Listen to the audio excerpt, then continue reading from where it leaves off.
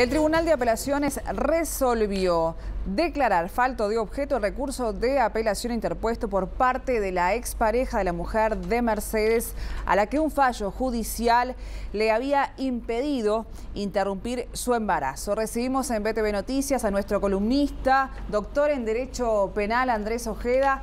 Buenas tardes, ¿cómo estás, Andrés? Rosario, Miguel, ¿cómo están? Bienvenido. Y la pregunta sería, para comenzar, ¿realmente con esta resolución se quedó sin objeto? Bueno, ahí está un poco la primera parte de lo que empezamos a discutir acá. Hoy en la mañana, cuando dimos esta noticia en todos los medios de prensa escrita, un poco se redujo a eso, a reseñar la parte resolutiva, donde la mayoría de los ministros del tribunal dice que, como lo que se discutía era si había que interrumpir ese proceso de aborto o no, una vez que el aborto se produce en forma espontánea y ya el tema principal de discusión estaba laudado, aparentemente y con cierta lógica dicen que no habría más objeto para seguir discutiendo. Pero yo creo que lo más interesante de toda esta resolución es la discordia que plantea una de las ministras.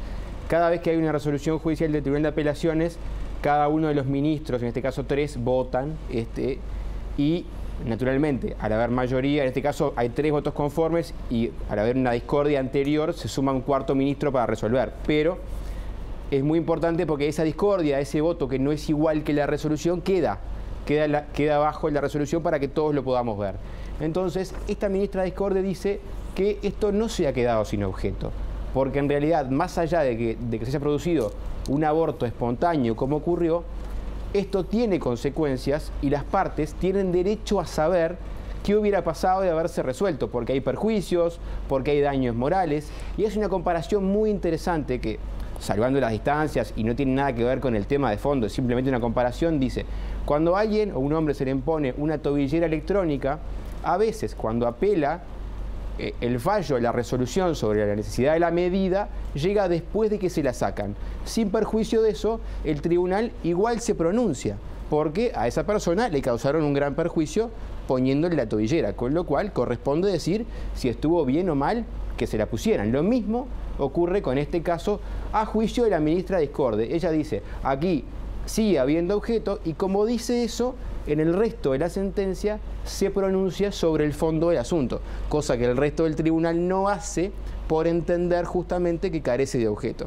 Vale decir que la mayoría de los ministros toman una solución más bien salomónica porque no pronuncia, o sea, decir que no tiene más objeto les sirve para no meterse en un fondo de un terreno álgido, difícil, político y filosófico, ¿no? Sí, ya no está más el feto.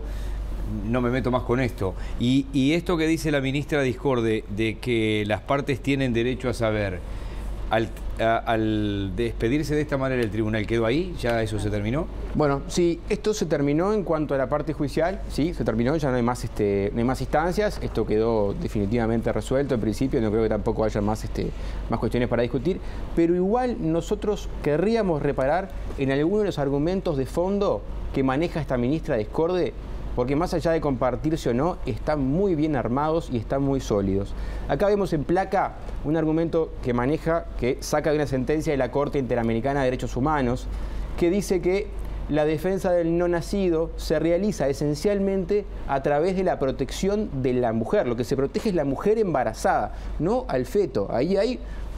O sea, se planta, se posiciona y dice con todas las letras que se defiende a la mujer embarazada y de esa manera al feto, pero no al feto como algo individual. En una segunda placa, vamos a ver ahora que también le dice, y eso es un mensaje bastante duro para la jueza de primera instancia, que no corresponde designar defensor de oficio para el concebido, porque para nuestro derecho no es sujeto de derecho el no nacido. A ver, entiéndase bien, en términos jurídicos todavía no es persona, sino que es parte del cuerpo de su madre. La pregunta sería cómo una jueza llega a tomar una resolución de esta e ignorar estas cosas. Justamente, lo que hace con esto es ponerle negro sobre blanco las cuestiones de ley, de derecho, normativas, saliendo de una cuestión moral. Igual, antes de meternos en lo moral propiamente dicho, queremos ver una tercera placa donde dice algo bastante interesante.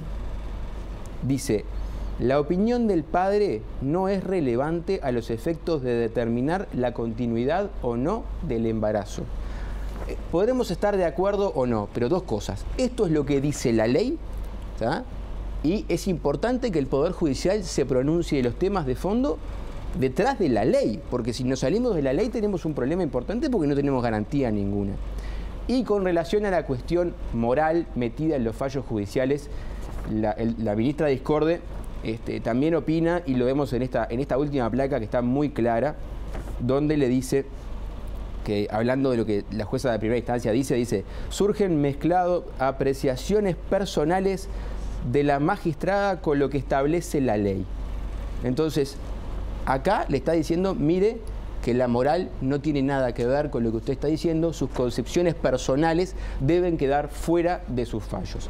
Y esto corre para todos los jueces, ¿no? La moral es de cada persona, no es fuente de derecho y no obliga a nadie. Lo que nos obliga a todos es la ley, es nuestra fuente de derecho y nuestra fuente de obligaciones y de deberes y demás. Si nos salimos de eso, perdemos todas las garantías. Sí, para subrayar lo que estás diciendo, muchas veces los jueces aplican una ley que seguramente en la soledad de la redacción del fallo dicen, esto no me gusta nada, pero tienen que aplicar la ley y no la convicción personal, es obvio.